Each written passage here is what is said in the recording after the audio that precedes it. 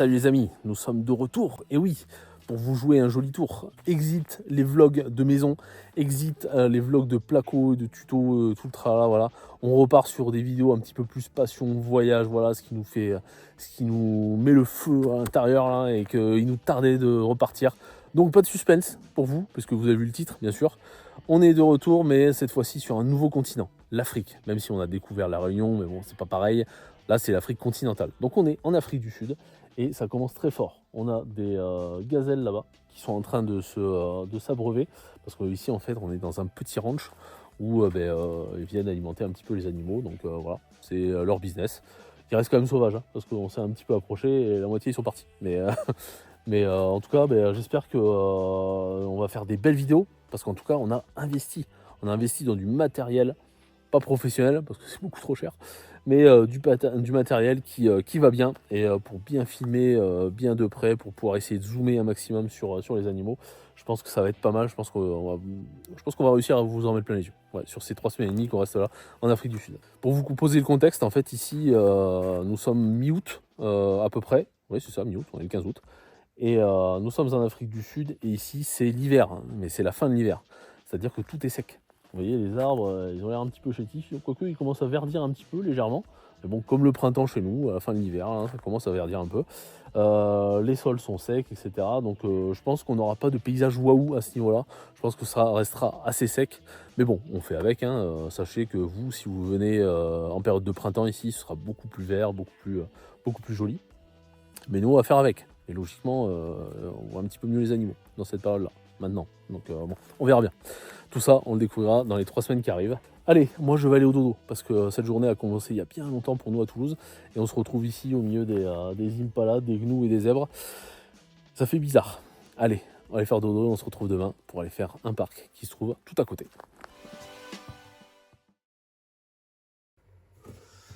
Allez, le soleil est en train de se lever sur l'Afrique du Sud et il se lève aussi rapidement qu'il se couche. C'est-à-dire, ça va très vvite. Donc, il faut qu'on se dépêche. Pourquoi? Parce que le matin, c'est le moment où on voit le plus les animaux. C'est le moment où on a le plus de chances de capturer les animaux. Si je tombe, les animaux qui sont en train de commencer à s'enfuir parce que les gens vont arriver. Donc voilà, donc on finit le petit déjeuner. On a tout empaqueté, enfin on a tout commencé à empaqueter. Tout ce qui est batterie, tout ce qui est appareil photo, tout ce qui est carte mémoire, tout ça c'est prêt. Et puis on va se diriger vers l'entrée du parc de Marakele qui s'ouvre à 7h. 7h il ouvre. Donc nous on s'est levé à 6h, le temps de prendre une douche, le temps de manger et le temps d'y aller.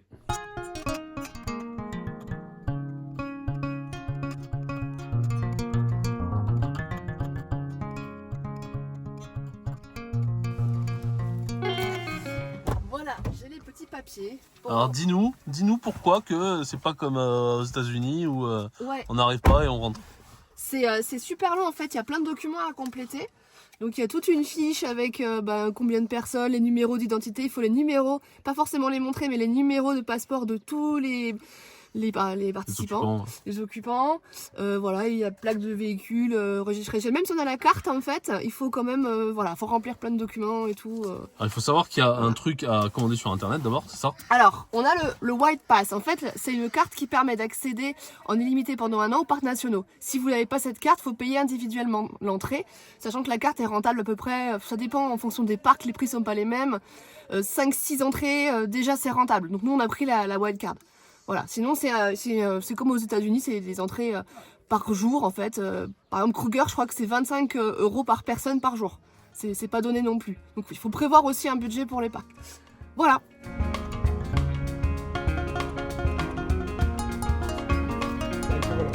Thank you. Have a good day.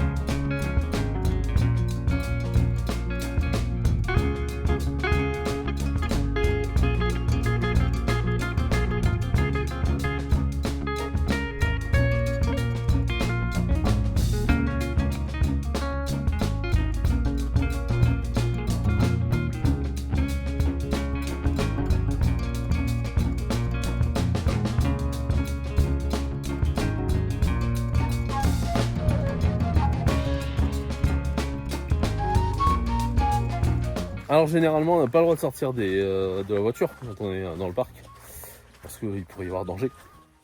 Mais il y a certains endroits où ça fait exception, donc je sais pas, je pense qu'ils doivent considérer que c'est relativement safe, où il n'y a pas vraiment d'animaux dangereux qui pourraient être dans le coin, même si rien n'est jamais exclu. Et donc là, c'est quoi? C'est un truc pour les oiseaux, c'est ça? C'est une cache à oiseaux à côté d'un petit étang normalement. Le béton il a l'air très asséché quand même. Il y a plus trop d'eau. Ouais, bon, on n'est plus effectivement là-bas. C'est de la boue séchée même. Je sais même pas s'il y a encore un résidu d'humidité. Je pense que c'est un endroit où il y a les animaux qui doivent venir s'abreuver un peu. Mais là, à mon avis, ils s'abreuvent rien du tout, parce que c'est vraiment sec. C'est top ça. Ah, c'est pas mal. On a quelques oiseaux, quelques baies, quelques mammifères aussi. Avec les explications sur les empreintes. Vous voyez, hein, c'est vraiment très sec. Hein. Je pense que quand il commence à y avoir de l'eau à nouveau, il doit y avoir des animaux à foison. Mais pour l'instant, là, plus personne.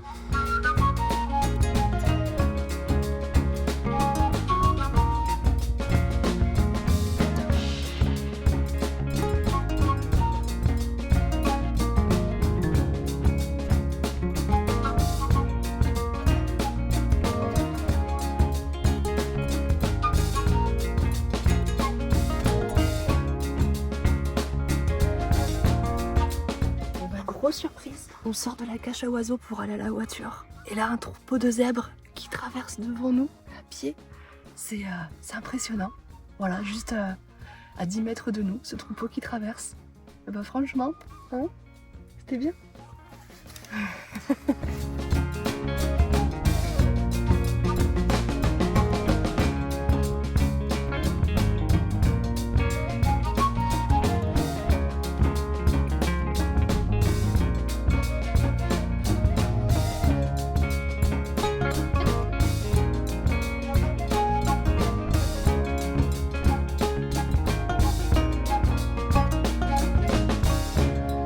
Alors vous voyez là, il y a des crottes énormes. Et on se demande à qui ça pourrait appartenir. En tout cas, c'est sûr que c'est quelque chose qui mange de l'herbe. Mais on sait pas trop. Est-ce que ce serait pas des éléphants? Parce qu'on les trouve quand même assez grosses. Suspense. Mais bon, j'ai du mal à imaginer des éléphants qui se baladent un petit peu dans cette nature là, au milieu des buissons.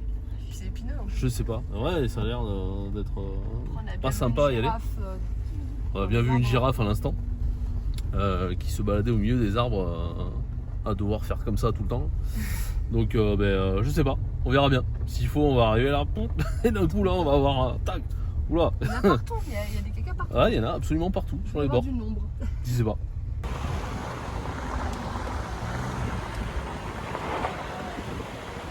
Alors on a des indices supplémentaires quant à ces crottes. Et on a des traces de pas aussi. On a des traces de pas assez grosses, assez rondes, assez rapprochées. Ça sent quand même l'éléphant. Ça sent pas, mais à mon avis, en tout cas il y a de la tôle ondulée, mais à mon avis ça sent l'éléphant, clairement.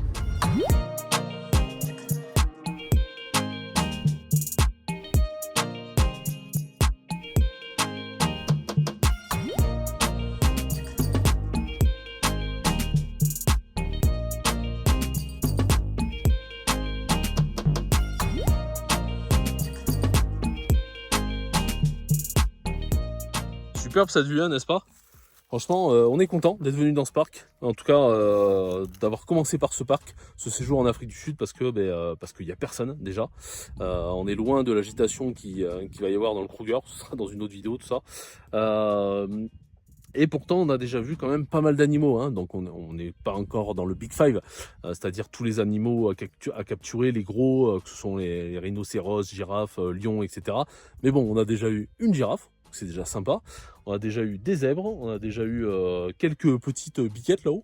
Donc finalement, il y a des animaux ici. Donc on pensait ne pas en voir. Hein, ici, il y a aussi des vautours qui traînent là-haut, qui attendent qu'on chute de la falaise pour venir faire le reste. Mais non, mais il y a des passages canadiens, donc je pense qu'ils essayent d'éviter les animaux parce qu'il y a des installations qui doivent être assez fragiles, type les antennes, etc. autour de moi là. Mais ouais, franchement, belle surprise. Je pense qu'on attaque bien ce séjour en Afrique du Sud avec pas mal d'animaux. avec des paysages jolis. Enfin, franchement, je pense qu'on va tomber amoureux de ce pays. C'est bien parti en tout cas.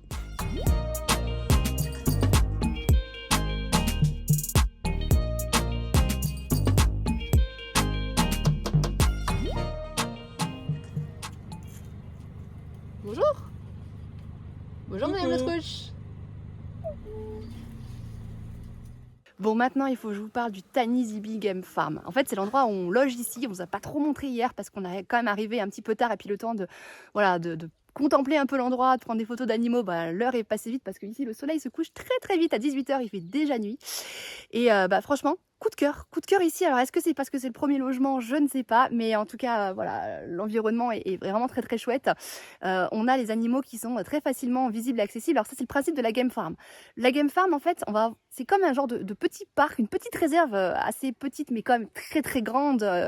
C'est à perte de vue, hein. Il y a vraiment énormément d'espace et les animaux sont totalement en liberté et ils sont aussi sauvages. Ce qui va différencier avec un parc, en fait, c'est que ici les propriétaires vont amener un peu de foin pour les animaux et les abreuver en mettant des bassines d'eau à différents endroits, ce qui fait que les animaux sont plus facilement visibles que dans une réserve puisqu'ils viennent à ces différents points de nourriture. Et donc du coup, nous on peut les observer. Mais ça ne leur enlève pas leur petit côté sauvage parce que dès qu'on approche un petit peu, ils s'enfuient. Et ça, du coup, j'aime beaucoup. On est au contact des animaux tout en étant dans leur milieu naturel. Et ça, le concept, je le trouve top. En tout cas, voilà, ici on était bien accueillis. L'endroit est certes simple pour la nuit, mais c'est suffisant et vraiment très agréable après l'excursion donc au parc de Marekele.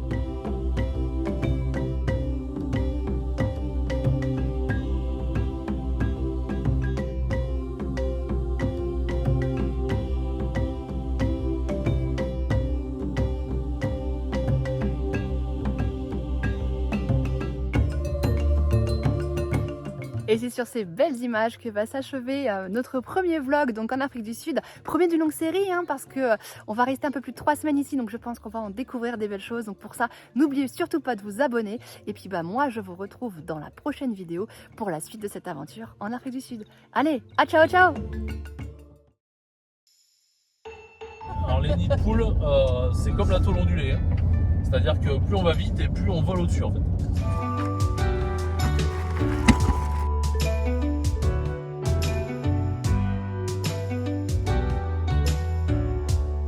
Et je crois qu'il y en avait un en haut qui restait. Donc s'il faut, il va arriver derrière nous.